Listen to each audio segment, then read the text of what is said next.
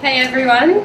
So this is an excerpt from a longer piece of memoir I've been working on called How We Got Here. This house was more cluttered than the others we'd lived in. We had gathered more pieces from the country and culture we'd left behind. There was a clock made from ornate tiles that Maman said covered whole temples in Iran, and another Persian carpet that was a gift from my cousin and had silk woven into it. I wasn't allowed to sit and paint my nails on that one. There was a Chesh Nazar amulet watching over our dining room table.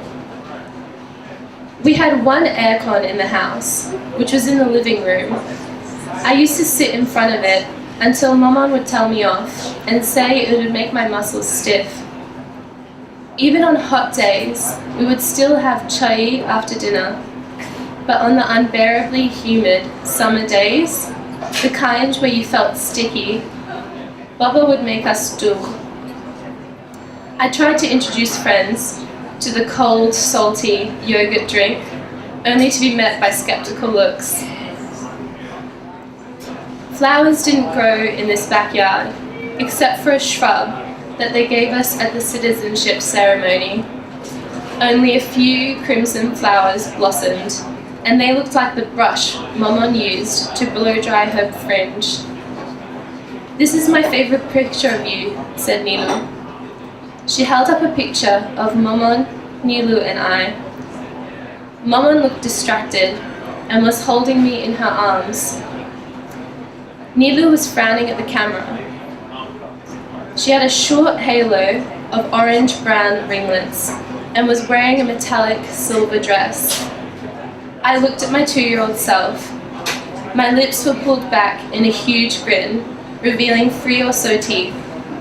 "Where are we?" "Thailand, on the way to New Zealand. Right, Maman?" She went to the kitchen to show Maman the picture. Maman was preparing dinner. The smell of garlic filled the house. "Why does Nilu look like she's in a space costume?" I laughed. "It was fashionable back then," said Maman. "I think this was Malaysia." I hadn't known we had been to Malaysia. Maman told me we went to both countries for a little while before finally reaching New Zealand. I went to the kitchen and followed her while she rinsed rice and put it in the slow cooker. I leaned against the kitchen bench, getting a damp line across my shirt. To my right was an antique cabinet with shot glasses, a silver tray with delicate teacups that Maman Bozorg bought for Maman, and a plaque depicting a Shah wrestling with a lion, and a wine glass painted with the face of the first Shah of Iran. The cabinet had an odd collection of the old and new. There were simple IKEA sets and ornamental silver dishes that we brought back with us after our second trip.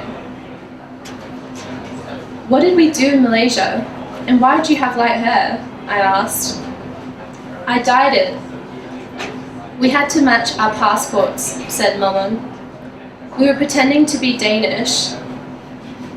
"Why Danish?" "Because a small part of them looked like us. They'd send us back if they knew we were Irani."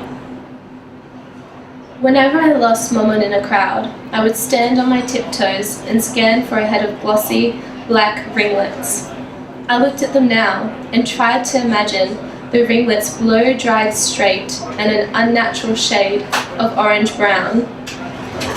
I asked if she still has the fake passports, or if she left them behind in New Zealand. Nilu tells me she ripped them up in the bathroom of the airport. "It took almost half an hour," said Maman. "What did you use?" "Teeth," she said. She flashed her straight teeth, the white showing faint signs of coffee drinking. "What? Your teeth? How did you know what to do?" "The Adam Parun told us." "The man who made the passports," said Maman. And the translator asks if we did it later, added Niloufar. Ode, said Maman. Rosie, don't mention this to your friends. But this is my favourite part. We still live in that house. There is now a poster-sized photo of my Maman and Baba on their wedding day in the corner of the living room. Baba stands behind her and holds her shoulders protectively. Both of them are looking away from the camera at something ahead. It'll be just under a year before they have Nilu, another 6 years before they decide to have me, and only 2 years after that before we leave everything behind in search for another home. There's now talk of moving again. Thank you.